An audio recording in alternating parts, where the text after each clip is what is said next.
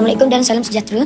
Nama saya Muhammad Khairin Firdaus bin Muhammad Zaki dari Sekolah Kebangsaan Taman Kutu Kelai 2. Modul ini dikemas dalam dunia Minecraft Education untuk mensimulasikan konsep rumah yang mampu bertahan dan memberikan perlindungan semasa berlakunya bencana alam seperti banjir, gempa bumi dan ribut. Saya mempunyai halaman rumah yang sangat cantik. Cantik kan?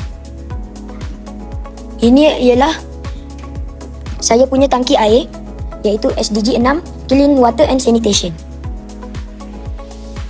Dan itu ialah sniffer, iaitu SDG 15, Life on Land. Ini ialah saya punya kolam yang sangat cantik. Cantik kan? Ini merupakan security guard saya, iaitu Big Bob. Saya akan masuk ke dalam rumah. Cantik kan bunga saya? Saya akan masuk ke dalam rumah.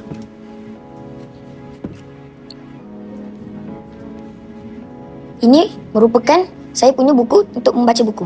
Dan ini merupakan saya punya dapur untuk memasak dan makan. Ini ialah bilik pertama saya, iaitu tempat tidur. Cantik kan?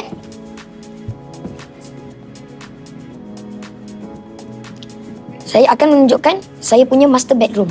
Dan ini ialah master bedroom saya. Sangat cantik. Saya akan keluar daripada rumah saya. Dan ini ialah SDG 14, Life Below Water, iaitu ikan salmon. Dan ini merupakan SDG 7, Clean Energy.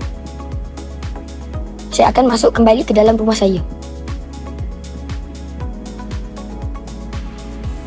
Oh, maaf, saya terlajak sikit. Saya akan turun.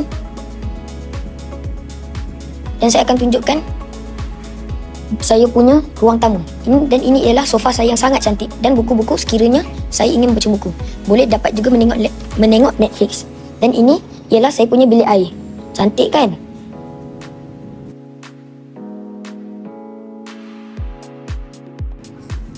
Saya akan tutup pintu.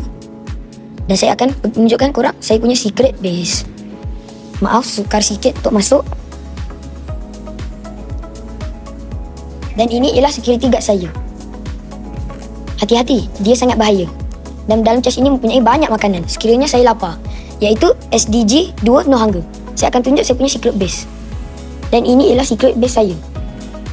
Ada katil dan juga chest yang mempunyai banyak makanan dan air sekiranya saya lapar.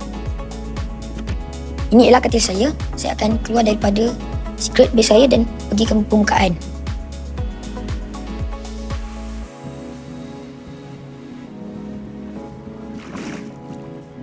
Dan saya keluar daripada saya punya secret base.